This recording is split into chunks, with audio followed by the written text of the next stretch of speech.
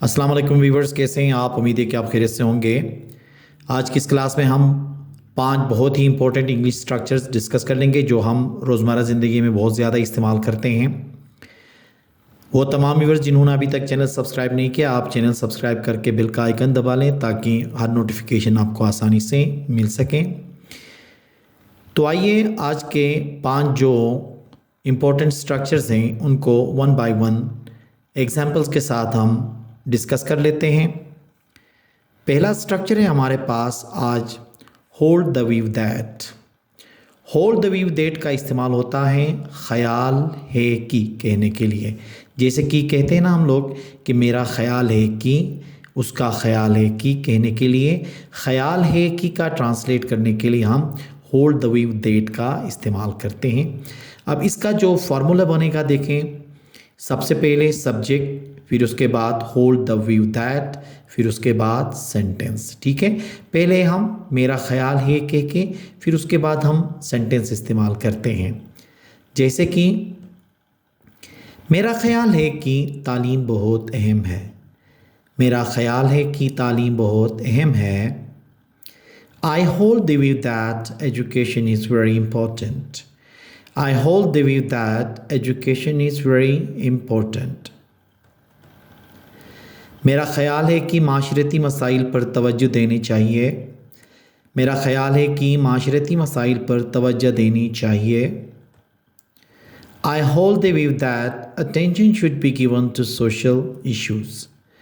I hold the view that attention should be given to social issues. मेरा ख़याल है कि इंसाफ सबके लिए होना चाहिए। मेरा ख़याल है कि इंसाफ सबके लिए होना चाहिए। I hold the view that justice should be served to all. I hold the view that justice should be served to all. मेरा ख़याल है कि हर किसी की राय का एहतराम करना चाहिए। मेरा ख़याल है कि हर किसी की राय का एहतराम करना चाहिए। I hold the view that everyone's opinion should be respected. I hold the view that everyone's opinion should be respected. अब मेरा ख्याल है कहने के लिए क्या कहेंगे? I hold the view that. ठीक है, मेरा ख्याल है कि तालीम बहुत अहम है। मेरा ख्याल है कि तालीम बहुत अहम है। I hold the view that education is very important. I hold the view that education is very important. Second में है देखें, मुख्तसर अल्फाज में कहने के लिए या मुख्तसरन कहने के लिए इंग्लिश में हम क्या कहते हैं? इन a nutshell. In a nutshell का इस्तेमाल कब होगा? जब हम ऐसे जुमले जिसमें हम मुख्तसर अल्फाज में को जब हम अंग्रेज़ी में ट्रांसलेट करेंगे तो उस वक्त ये इस्तेमाल होगा। इसका फार्मूला देखें, इन अ नटशेल प्लस सेंटेंस भी कर सकते हो या सेंटेंस को पहले लिख के बाद में इन अ नटशेल भी कह सकते हो। मतलब इन अ नटशेल सेंटेंस के शुरू में भी लग सकता है और सेंटेंस के बाद में भी लग सकता है। जैसे कि मुख्तसर अल्फाज में हमें इस मसले का हल मिल गया है, या इसको ये कह सकते हो कि मुख्तसरन हमें इस मसले का हल मिल गया। In a nutshell we found the solution of this problem. In a nutshell, we found the solution of this problem. अब देखें ना, in a nutshell यहाँ पे क्या है? जुमले से पहले लग गया है। उसने मुख्तसर अल्फाज में अपनी कहानी सुनाई। उसने मुख्तसर अल्फाज में अपनी कहानी सुनाई। He told his story in a nutshell. He told his story in a nutshell. अब यहाँ पे देखें nutshell कहाँ पे लग गया? लास्ट में लग गया।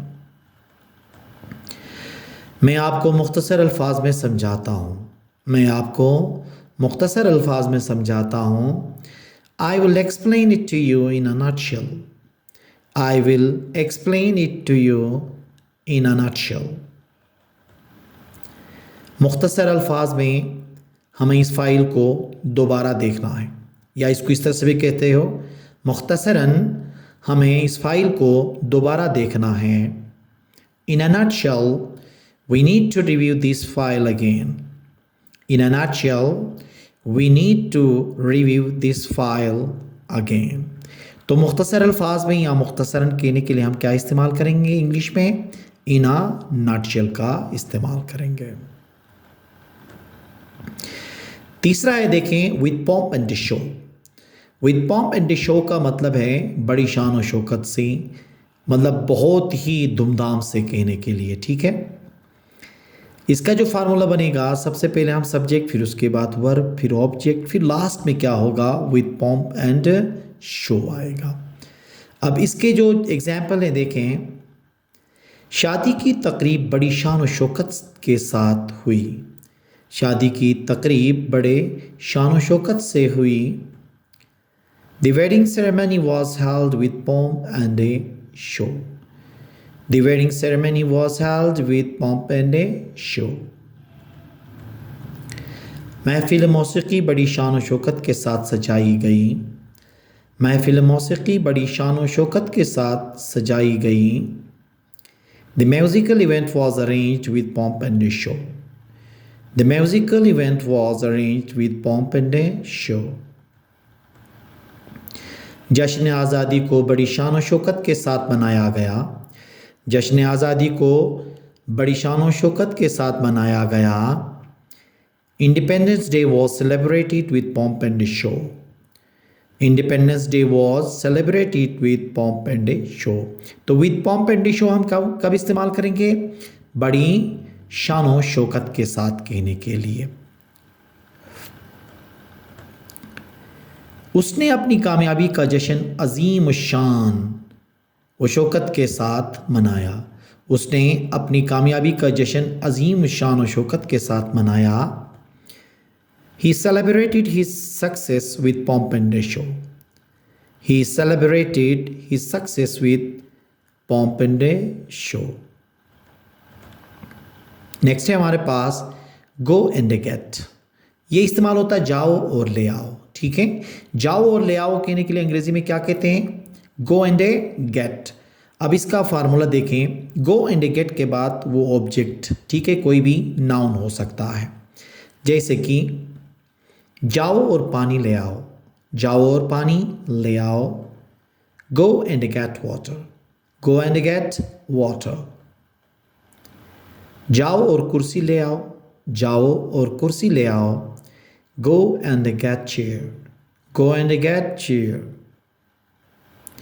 जाओ और किताब ले आओ। जाओ और किताब ले आओ। Go and get the book. Go and get the book. जाओ और रोटी ले आओ। जाओ और रोटी ले आओ। Go and get bread. Go and get bread. Go and get कब इस्तेमाल करेंगे? जब हम किसी को कहते हैं जाके कोई चीज़ ले आना, ठीक है।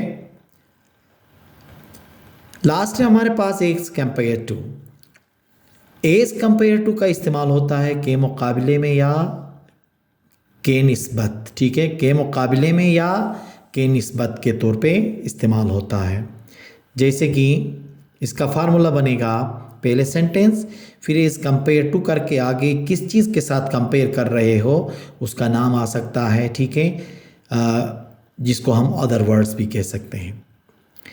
जैसे कि ये किताब नई किताब के मुकाबले में ज़्यादा दिलचस्प है।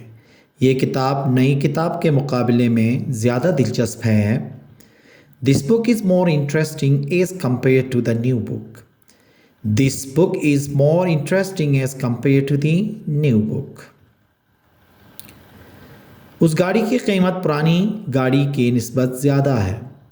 इस गाड़ी की कीमत पुरानी गाड़ी के निस्बत ज़्यादा है। The price of this car is higher as compared to the old car. The price of this car is higher as compared to the old car. इस मोबाइल का मेयार दूसरे मोबाइल्स की निस्बत आला है। इस मोबाइल का मेयार दूसरे मोबाइल्स की निस्बत आला है। The quality of this mobile is higher as compared to other mobiles. The quality of this mobile is higher as compared to other mobiles. आज का मौसम कल के मौसम के मुकाबले में बेहतर है। आज का मौसम कल के मौसम के मुकाबले में बेहतर है। Today's weather is better as compared to yesterday's weather. Today's weather is better as compared to yesterday's weather. As compared to कब इस्तेमाल करेंगे? के मुकाबले में या के निस्बत के लिए। ठीक है, तो ये स्ट्रक्चर्स हम रोज़मर्रा ज़िंदगी में बहुत ज़्यादा इस्तेमाल कर रहे होते हैं। अगर इनको ज़्यादा तादाद में अगर हम पढ़ें तो इंग्लिश बोलने में हमें बहुत ज़्यादा आसानी होगी। तो आप भी ऐसे कर लीजिएगा, इनको लिख लीजिएगा, इनकी कोई कॉपी बना लें, इसके जुमले बना लें, दोस्तों के साथ इनको इस्तेमाल कीजिए, इंग्लिश बोलिए, उसके सेंटेंसेस बनाइए ताकि आपकी इंग्लिश बेहतर हो। उम्मीद है कि आज का ये लेक्चर आपको पसंद आया होगा। Thank you very much.